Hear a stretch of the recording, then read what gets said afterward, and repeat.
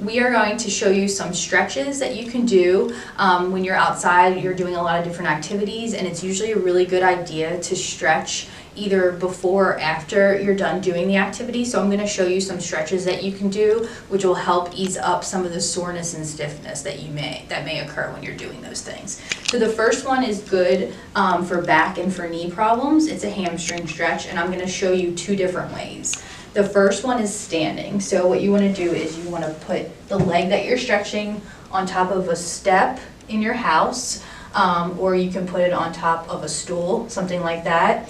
And if you're worried about some balance, make sure you're next to something that you can kind of, not necessarily hold on to, but you have some point of contact to help you with that. And what you want to do is lean gently forward with your upper body, sticking your chest out and keeping your head up like this.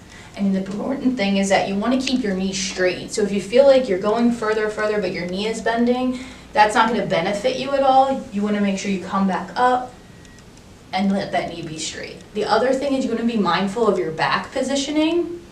So when you lean over, I don't want to see you doing this.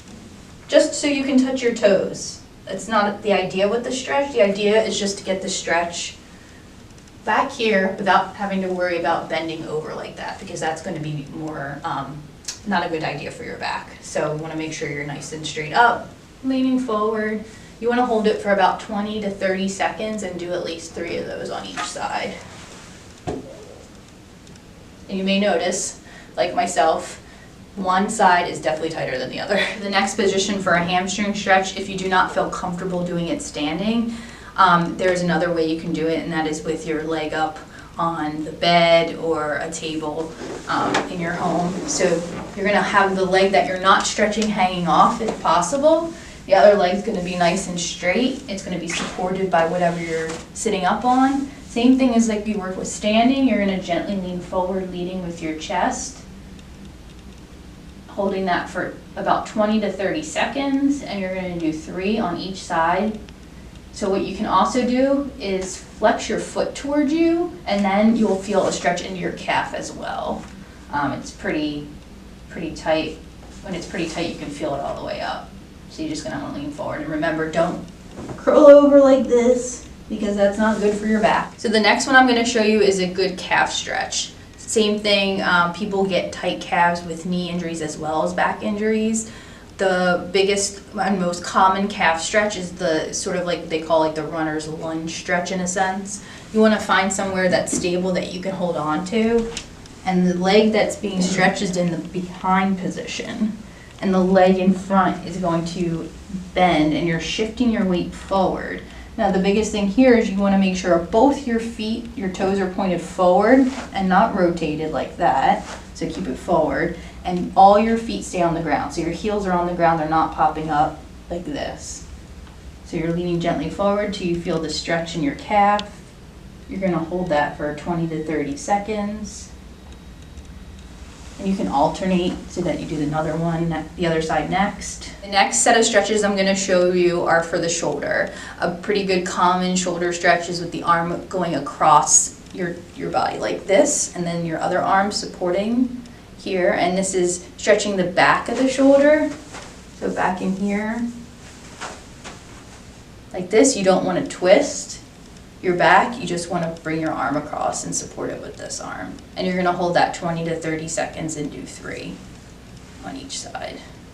The next stretch I'm going to show you for the arm is you just have to go to a doorway in your home. You're going to take the arm that you're stretching. The key is you want to keep the thumb up. You don't want it to close down like that when you're doing it, because it might start pinching in the front of the shoulder. So always say thumbs up.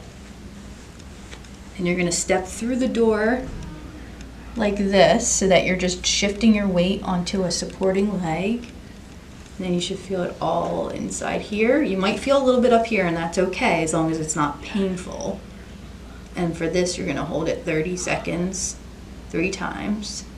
And then I'll just show you the other side. Remember, it's your weight that's shifting forward that's getting the stretch in your arm. You're not slamming into the wall or moving too far forward. You want to do it nice and gently. The next thing I'm going to go over is really important, because a lot of people don't know how to lift correctly.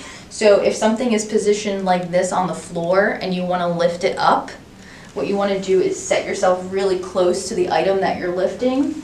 You want to squat down, almost kind of sticking your rear end out to protect your knees. Come on down, grab the item you're picking up, and as soon as you start coming up, you want to bring that item close to your body.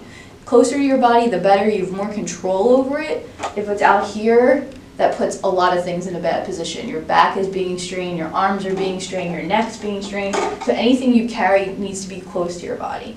Now, for instance, I want to take this box over there. What I don't want to do is I don't want to twist my body like that, because if you have some issues going on in your back, twisting is definitely not indicated for that. So what you want to do is keep it close to your body, turn as a whole unit, come close to the place you want to drop it down on, and slowly drop it down on it like this. And so if you need to pick it up again, you're coming close again, putting it close to your body, coming over here as a unit, same thing, widen your stance, that gives you some more support in your legs, bend, and then come back up like that.